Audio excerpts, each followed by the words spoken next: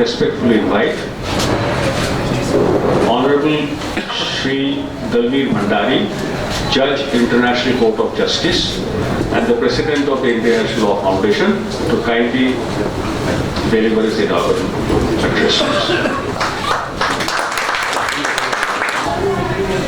Honorable Mr. Justice Bhushan, Honorable Mr. Justice Bose, Honorable Mr. Justice Vikramjit Singh, Mr. Fali Nariman, Dr. Nariman, Mr. Sukhir Jain, Mr. Mukul Bawa, Mr. Justice R.S. Chauhan, Chief Justice of Telangana, distinguished ladies and gentlemen.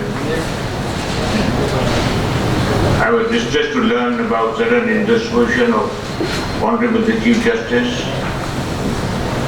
We wish him prompt and complete recovery. New Year greetings to all of you.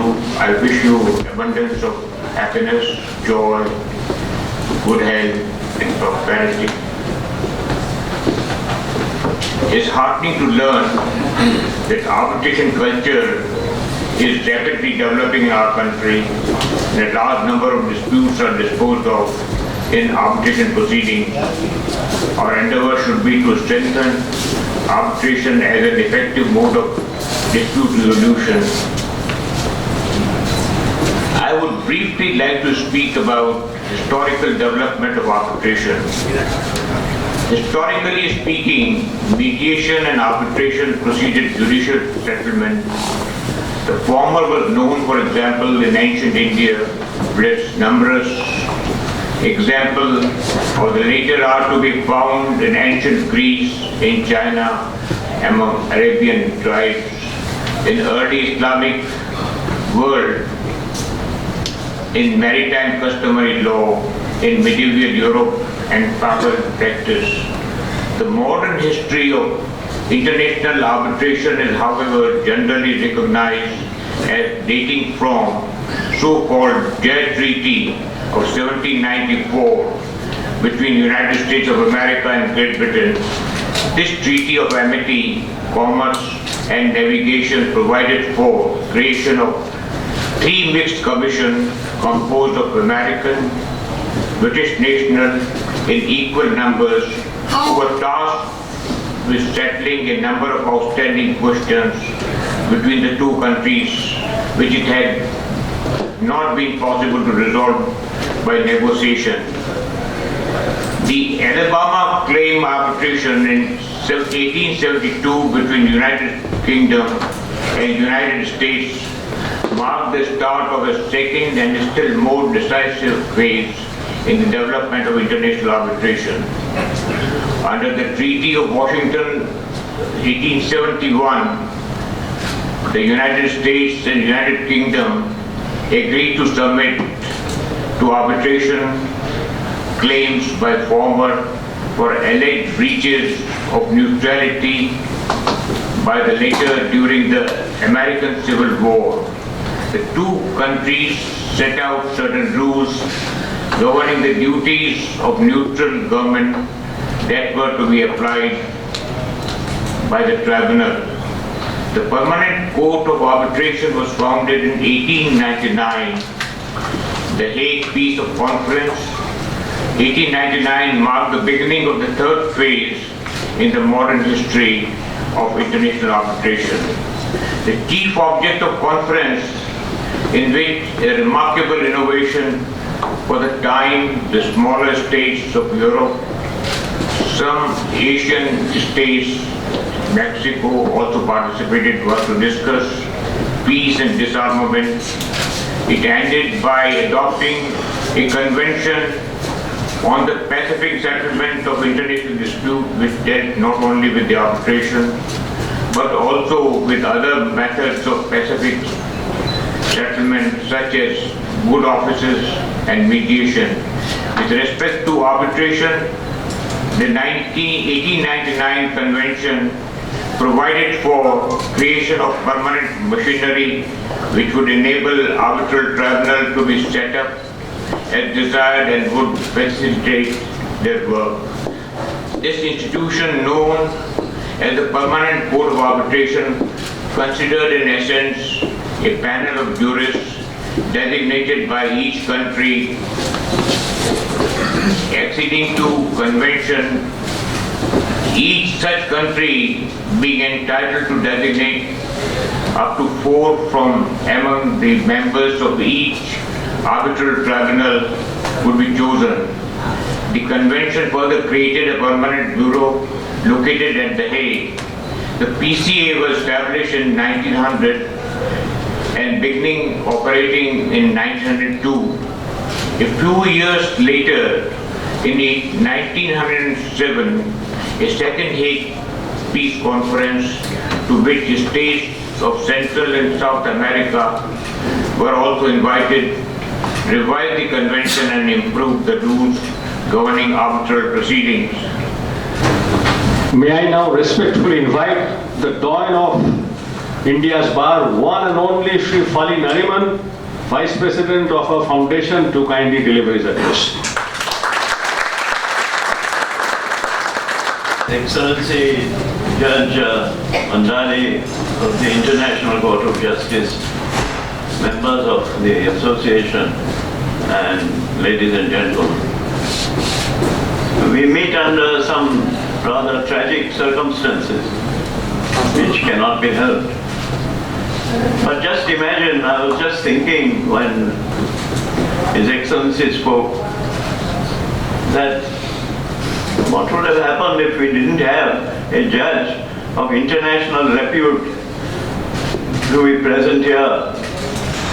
But therefore, I suggest that the motto of this organization should now be that the show must go on. The show must go on. We don't adjourn things just because something very tragic happens, as has happened last night when a very important general of the Middle East was shot dead, and this morning when we are told that we do not have an inaugural address or an inauguration of this seminar.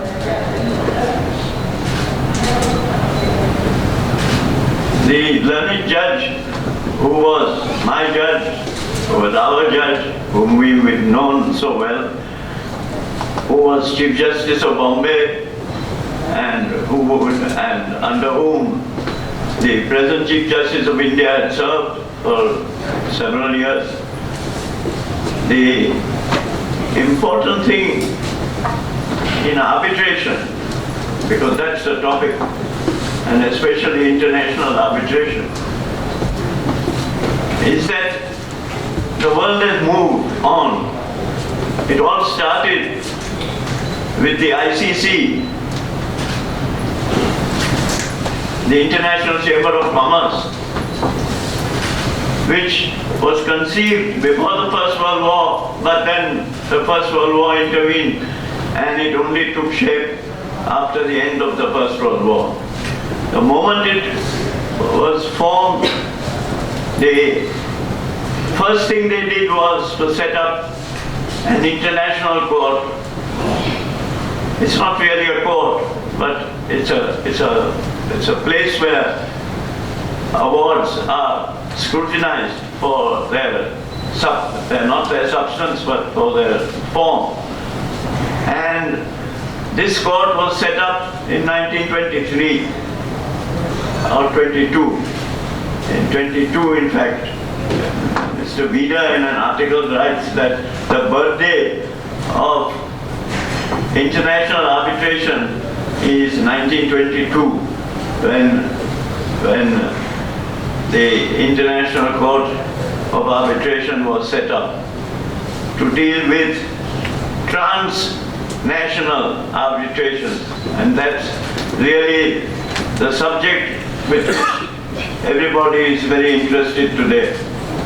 But it may interest you to know that at one of our ICA conferences, International Council for Commercial Arbitration in Korea, we were told, and reliably told, that post 1922, until the Second World War, all the arbitrations that took place before the ICC were conciliated. They were not arbitrated, they were conciliated. And I think the world is now coming full circle, because in August of 2019, there has been a very important convention which has been signed already by more than 50 nations of the world, including India and the United States. May I now respectfully invite Honorable Justice Vikram Sen, the Vice President, to deliver a vote of thanks.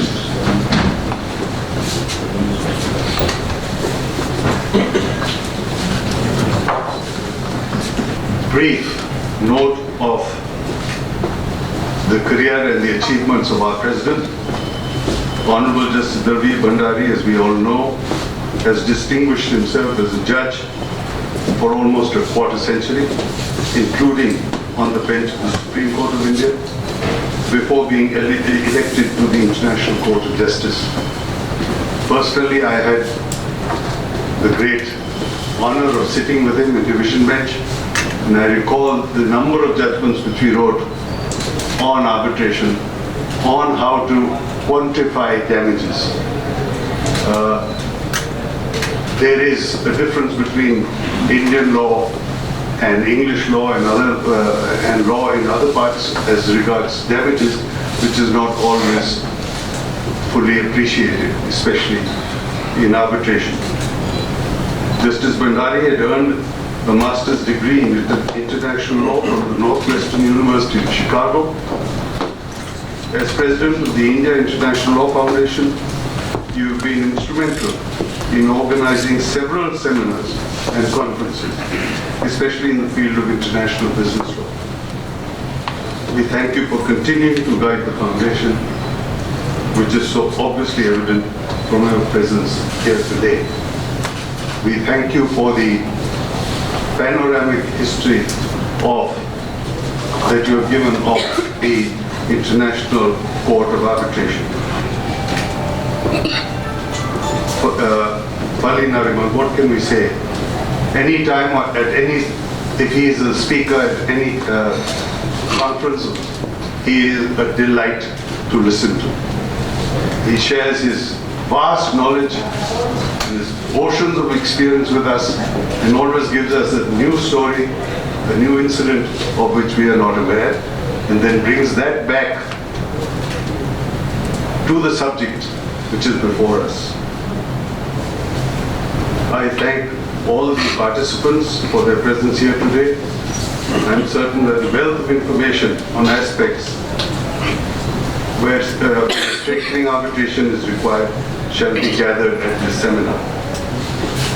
Your interaction will make this seminar extremely meaningful. Now, it's not my province to go beyond a mere vote of thanks, but I'm sorry, I would like to share a few things. So far as the amendments which have been carried out to the arbitration, what remains is the controversy, the conundrum on place, seat, and venue. As recently as in December of this year, we had a 3-judge bench making an endeavor to set the record correct. Right. Now, all it required was for the act to be amended and the word place to be removed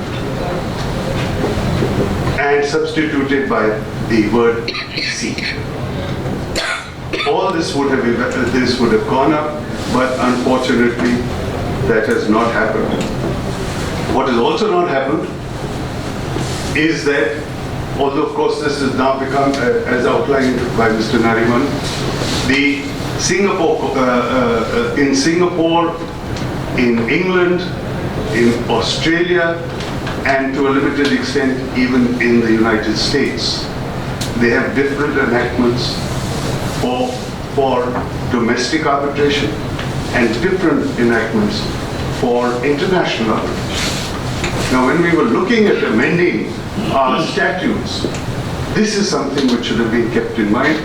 Unfortunately, it has not been kept. Then,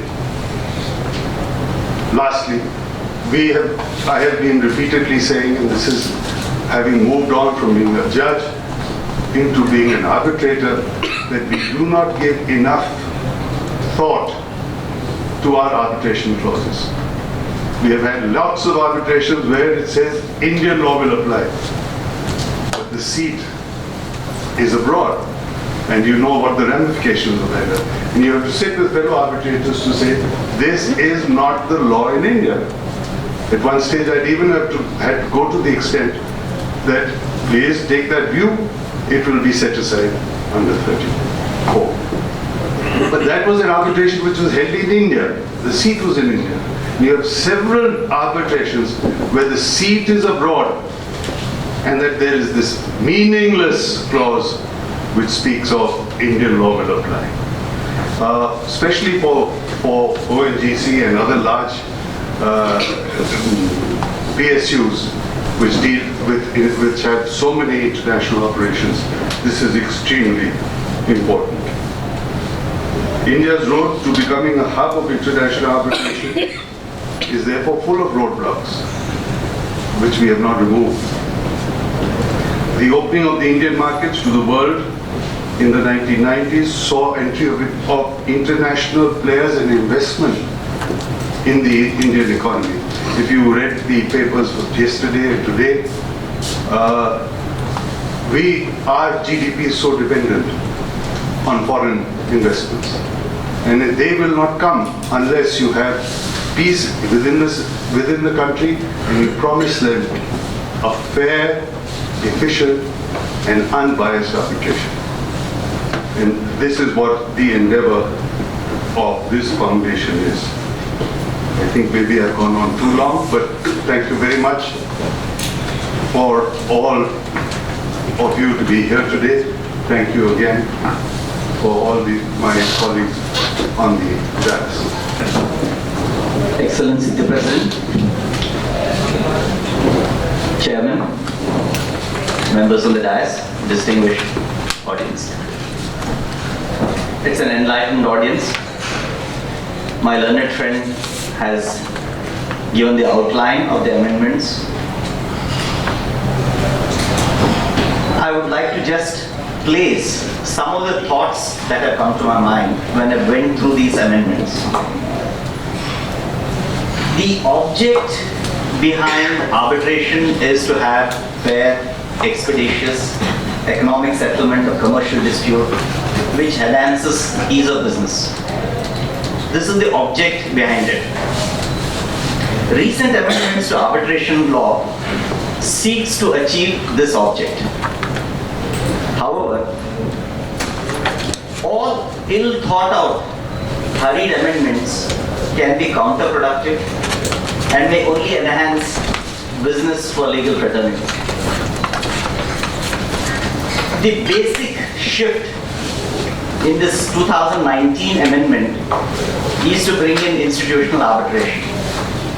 Now, the High Court or the Supreme Court can designate an institution which is identified by the Arbitration Council to take decisions to appoint. This authority which is going to be constituted, whether it's going to have judicial authority, quasi-judicial authority, because what is the decision that they will be able to take?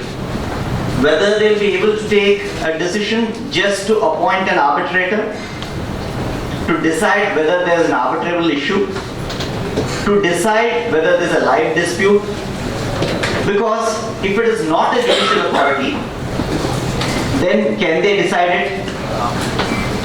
If they decide it, what happens? Again, the doors of Article 226 open up. There's a huge challenge here. If you look at the decision in Patel Engineering, the court consciously took a view as to what is within the fold of decision making while appointing an arbitrator. Now, there was an amendment in 2015 wherein they said they don't have judicial authority. This is deleted in 2019 amendment. If this is deleted, if it is not a judicial authority, what are the consequences? The provisions brought about by 2015 amendment restricting the scope of consideration by Supreme Court and High Court while appointing arbitrators to the examination of existence of arbitration agreement is omitted.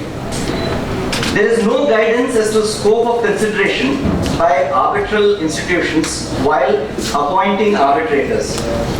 Whether they have to merely confine to examination of existence of arbitration agreement or can look into other aspects like existence of life dispute, whether contract is no more subsisting on account of accord and satisfaction, or whether party applying for appointment is a party to arbitration agreement, or sufficiency of stamp on arbitration agreement, whether dispute raised is covered by arbitration clause, or whether the subject matter of arbitration is capable of arbitration.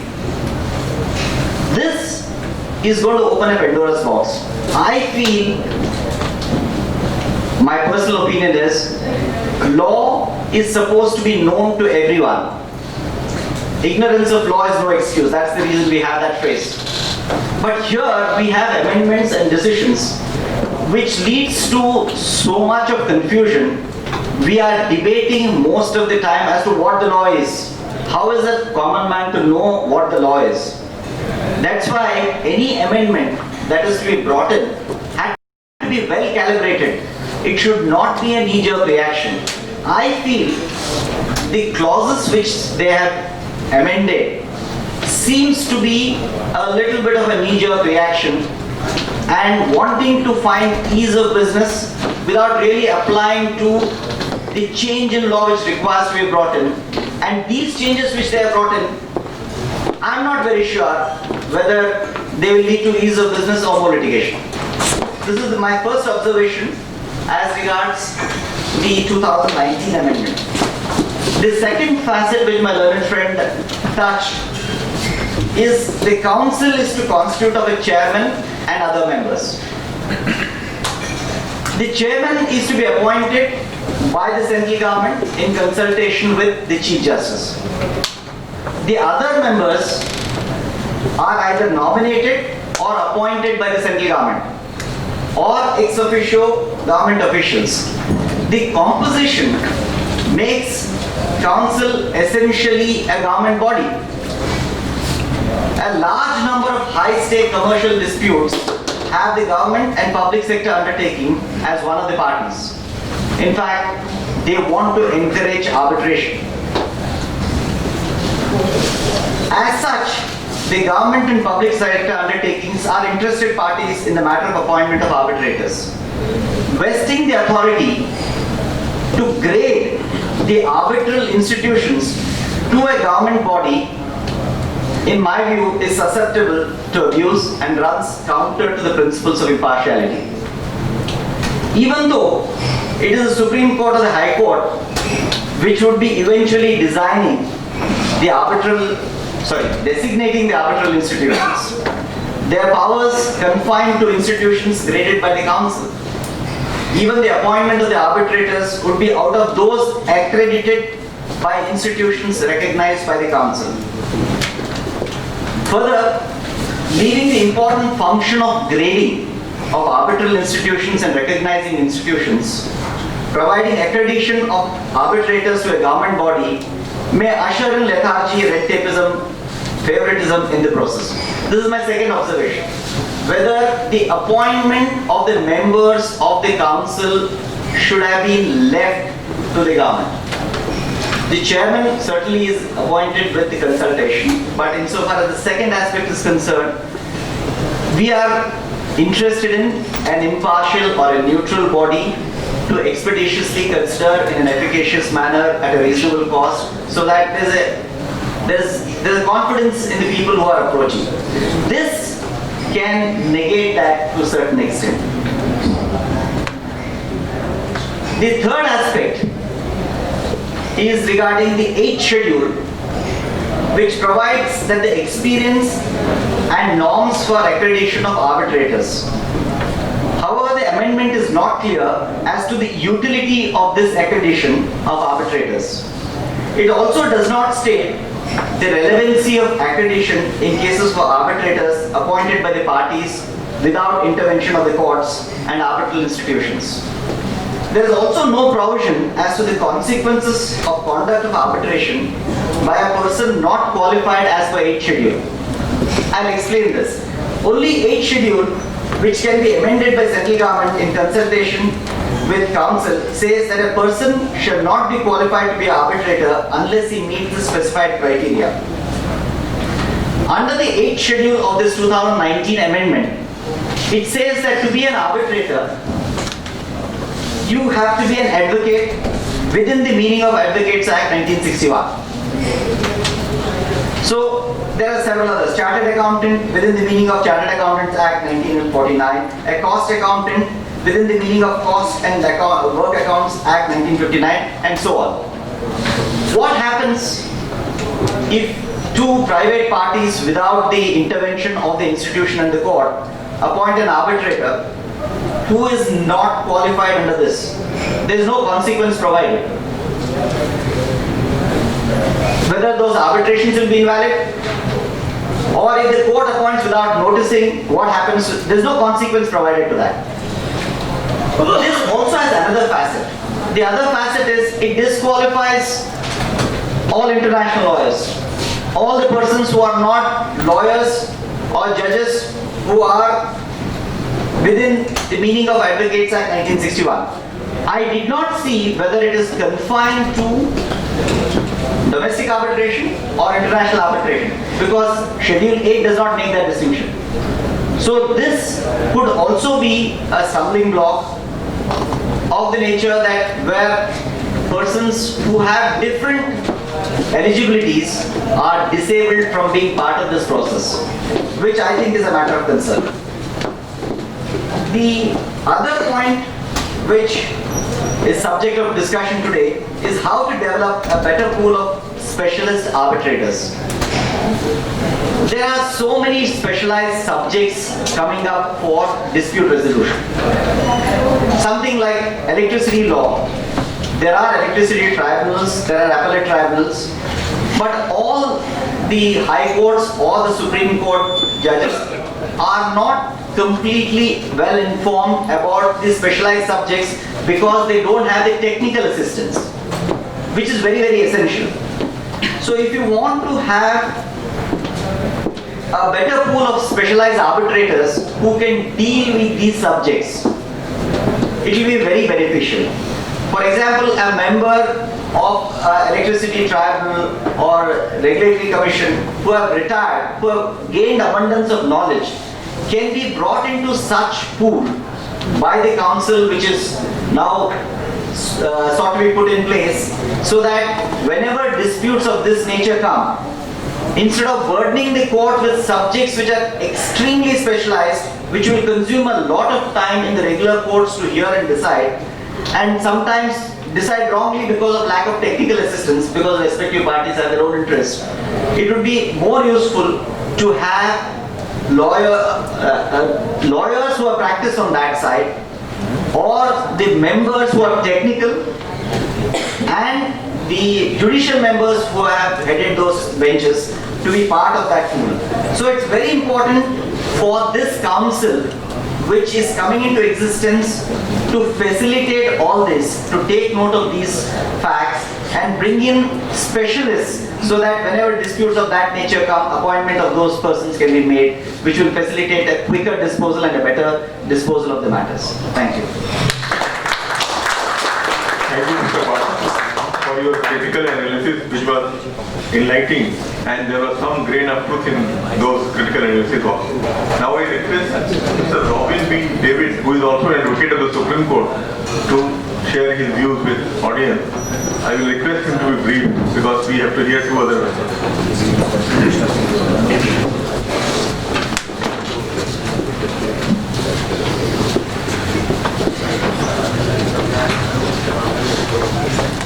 Honorable Justice Bhushan, Chairman, Honorable Justice Bhandari, Honorable Justice Roy, Honorable members of the dais, the learned senior counsel, and colleagues. Good morning.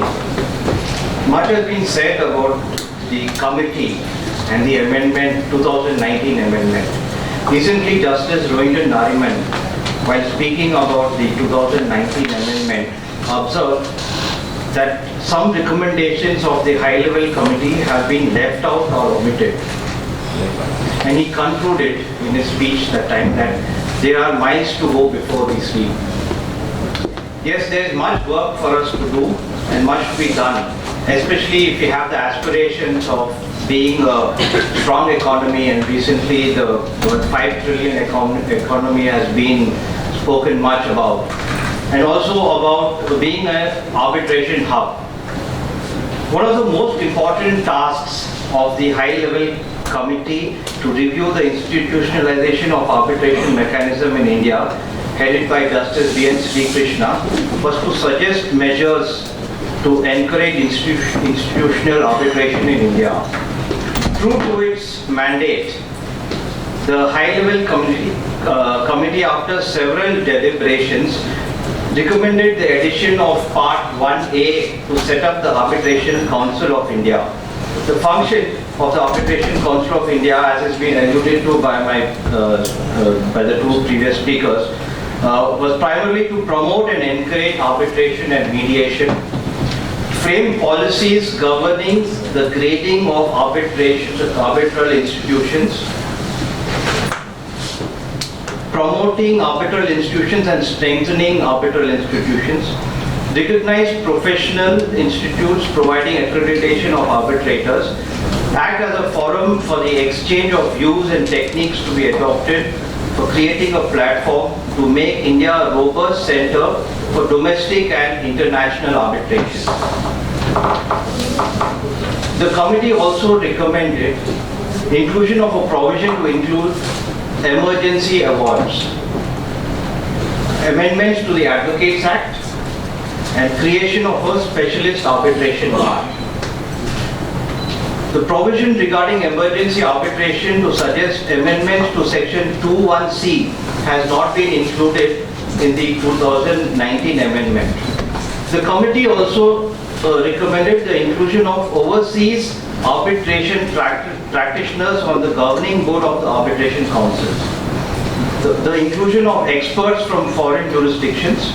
However, if one takes a closer look at the amended Act and Schedule 8, which was just spoken about, Schedule 8, which deals with qualifications and the experience of arbitrators, it clearly appears that there is no place for inclusion of overseas arbitrators in the list of arbitrators. Even foreign arbitrators who are only foreign arbitrators who are qualified in India under one of the 9 requirements under Schedule 8 would be eligible to practice as arbitrators. As a matter of fact, the 8th schedule only provides for Indian qualified arbitrators. The committee also recommended that an amendment may be made to the Advocates Act, and it stated that foreign lawyers advising on or appearing in arbitration seated in India where the substantive law of the contract is foreign law and are not practicing in India. The committee suggested that the Bar Council of India may set out the extent to which foreign lawyers are subject to regulation, while granting foreign lawyers the right to advise on foreign law and set up a place of business in India. In recent judgment, the Bar Council of India versus A.K. Balaji, the Supreme Court observed that it is for the Bar Council of India or the Union of India to make rules in this regard. Also, it was suggested that quick visa and tax breaks to foreign arbitrators and arbitration council should be added in the law. tax breaks on service tax was recommended to be imposed on services of an Indian arbitral institution, which was providing arbitration services. The above recommendations have not been considered, or if they are not being considered, maybe they are yet to be considered, because the Advocates Act is may fall under a different domain, and let's hope the government will encourage Indian foreign arbitrators to come into India. Also, it is pertinent to note that general reputation and general recognition, as per a QMUL report, are the most important factors for choosing a seat of arbitration. If we do not open our doors for foreign arbitrators, then how will we get general recognition? As mentioned earlier, India aspires to be a $5 trillion economy by 2024 and also be a global arbitration hub. One more problem that I would like to point out is on enforcement of contracts. There is a World Bank report which is on doing business in 2020. We have an abysmally low rank as far as that is concerned on the issue of enforcement of contract, and this is a matter of grave concern. India ranks 163 today. In 2014, we were 166. So there hasn't been much progress in that regard. And if this is not sad enough a fact, Pakistan ranks 156, which is 7 places above India. So I think this should trigger us to do something about our position on enforcement of contracts. Contracts are the lifeblood of a business. The contract defines the relationship between a company and its vendors, suppliers and customers. Unfortunately, contractual obligations are not honored even in cases where the government is a party. Following Niti Ayog's recommendation, the Cabinet Committee on Economic Affairs issued instructions to government entities to release 75% of the arbitral awards, where because of a challenge to such awards, the arbitral amount has not been released. The contractor must is also required to furnish a bank guarantee.